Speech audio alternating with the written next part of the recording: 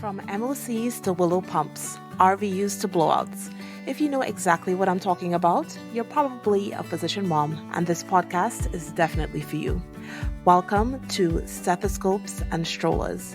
I'm Dr. Toya, an OBGYN and coach, and like you, I'm juggling life in scrubs with tantrums and timeouts. Here we get each other on a level no one else can. Conversations will be real and 100% unfiltered, so you might choose to listen while you're alone, or at least put in your AirPods. It's time to feel understood, supported, and a little less alone. Let's get into it. So, why do we accept poor sleep as just a fact of life when you have young kids? I am a newly minted Perinatal Mental Health certified OBGYN. And one thing when I was studying for my PMHC that struck me was how sleep deprivation was an independent risk factor for multiple perinatal mood and anxiety disorders. So postpartum depression, postpartum OCD, postpartum psychosis, that's an emergency. If you don't remember from your OB or your psychiatry rotation, that's the one where the rate of maternal suicide and infanticide is high. And not to mention all of the other health repercussions of poor sleep. But it just seems to be generally accepted and almost expected that parents, and moms in particular, get poor sleep when they are postpartum and have young kids. It's just like a fact of this stage, and you just have to power through it and wait until they get older. And if you actually try to get some sleep, then people call you a bad mom. I don't know if you remember, there was a viral video of this lady packing up her pumped breast milk before she went to bed. And the caption was something like, getting ready for the night nurse to take over. There was an uproar about this video for so many different reasons. But the general consensus was that she was a bad mom. People were angry that she had the audacity to want to sleep when she had a young baby. I think the baby may have been less than 3 months.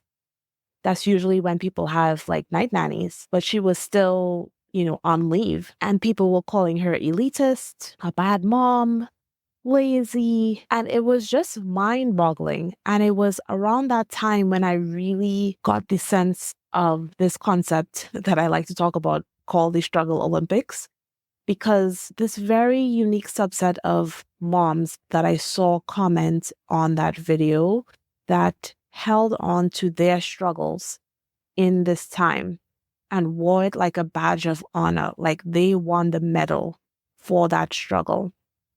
People said things like, those sleepless nights brought me so much closer to my baby.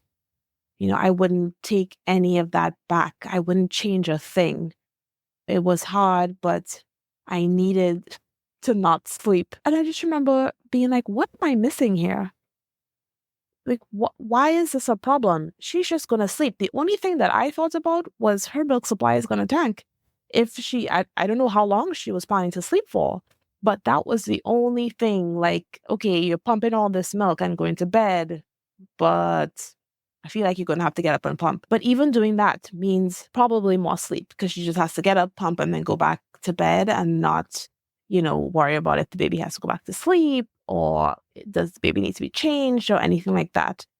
I still think that would have given her better sleep, but the strength of the reaction to this woman trying to get some sleep was really amazing.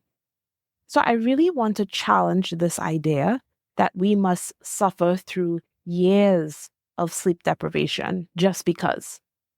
And we do not have to just accept this as a fact. In the newborn period, am I saying get 12 hours of sleep? Of course not. That's unrealistic.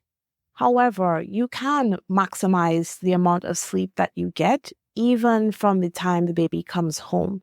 And that's where your support system comes in. Setting those clear rules and boundaries before you have the baby so that everybody knows the plan and everybody understands how dire the situation is and how important it is for you to get your sleep. And as the baby gets older, doing things like getting a night nanny and having a doula, whatever you need to do to protect your sleep.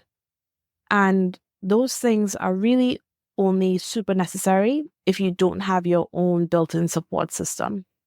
And as the baby gets older and you deal with sleep regressions, those are things that you usually have to power through. But when people say they're having sleep regressions that seem to go on for months and months and turn into years, those are not sleep regressions. But what I hear from a lot of people is that their pediatricians tell them, oh, it's a phase. They will grow out of it. Just wait. Wait until they get older. But you're relegating that mom to suffering through poor sleep for years, which is unacceptable.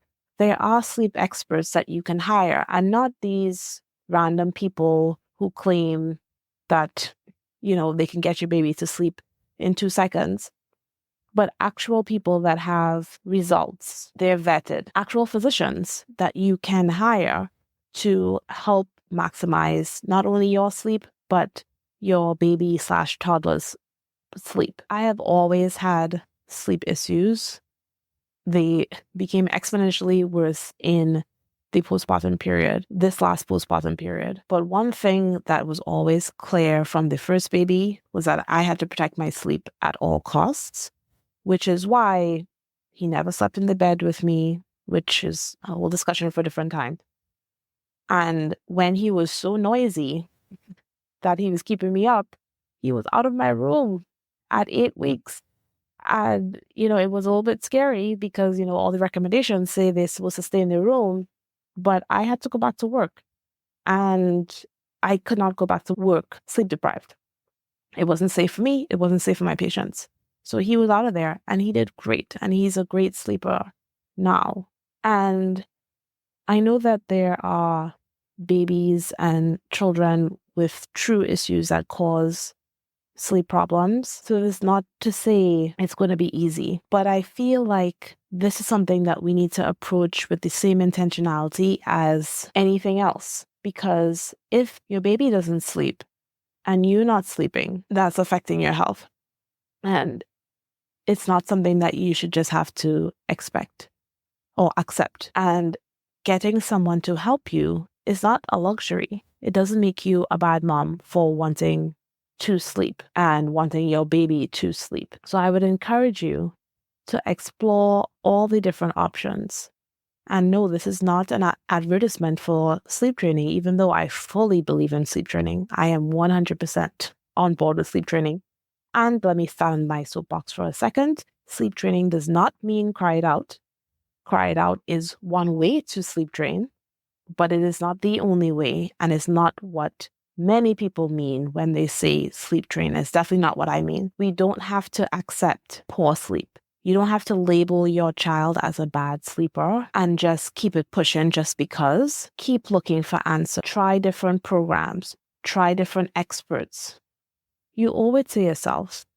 Your physical and mental health may depend on it. Don't forget to follow the show, subscribe on whatever platform you listen on. Leave us a 5-star review. It helps get Stethoscopes and Strollers out to even more physician moms. And I will see you on the next episode of Stethoscopes and Strollers. And that's a wrap on today's episode. Thanks for tuning in. I hope you feel a little more seen and a lot less alone. If you love what you heard, go ahead and hit that subscribe button and drop us a 5-star review. They really make a big difference, and it helps other physician moms find us too. And share this episode with your friends. It's all about spreading the support and keeping the conversation going. See you on the next episode of Stethoscopes and Strollers.